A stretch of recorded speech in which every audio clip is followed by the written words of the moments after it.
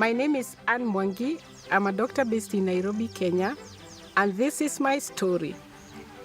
Hanabi County is one of the 47 counties in Kenya. It has the highest HIV prevalence, with 1 out of every 4 people having HIV. Some of the reasons for the high HIV prevalence in the county is poverty, lack of education, and poor access to health services, especially for pregnant women and children. I wanted to be a doctor to solve the health problems that I was seeing in the community as I was growing up.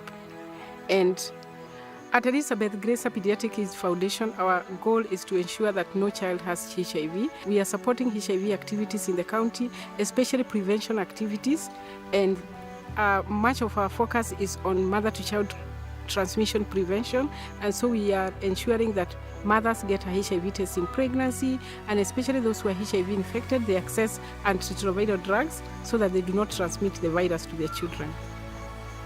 I think it really saddens my heart to see young babies, young children who are suffering from HIV, and I always feel that where did we fail? Where did we fail as the ministry? Where did we fail? Is it the system? Is it the community? And what can be done to prevent new infections in children?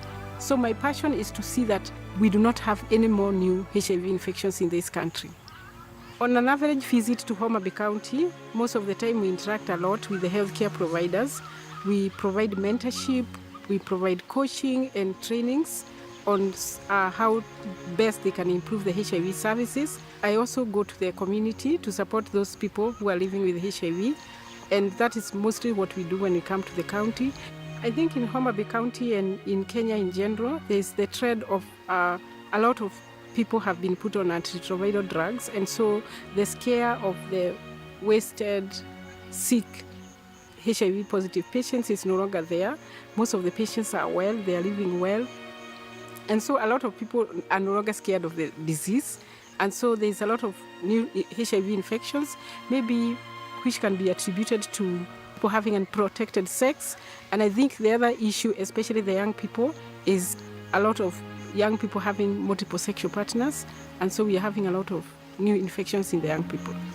I think it is really important for the Kenyan girls to have good female role models, especially in a county like here in Hanabi where the girl education is low. And I think one of the strategies also for elimination of HIV is to ensure that we keep our girls in school. When a girl goes to school, they are more empowered to say no, they are more empowered to look at life differently.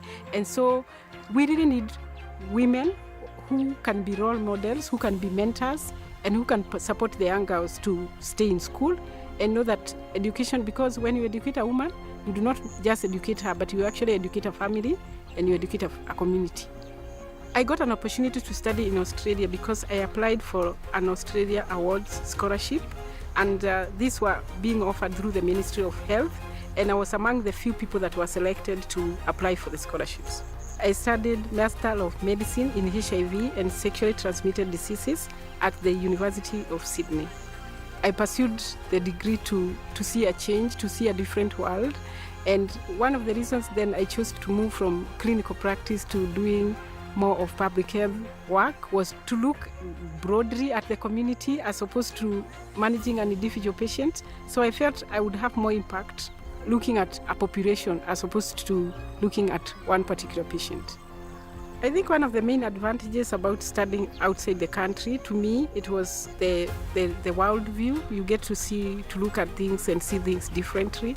And I think also the other issue is studying in a much developed country, you get to see much higher technology, much better ways of doing things. And probably also one of the things now I'm doing in Kenya is to ensure that some of these things are also done for our patients that probably in the past they were not being done.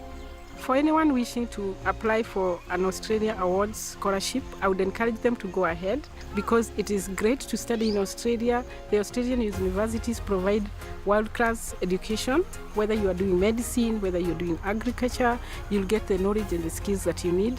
Besides the confidence, I also learned to be a humble person and to know that the knowledge and the skills that I have are not for me.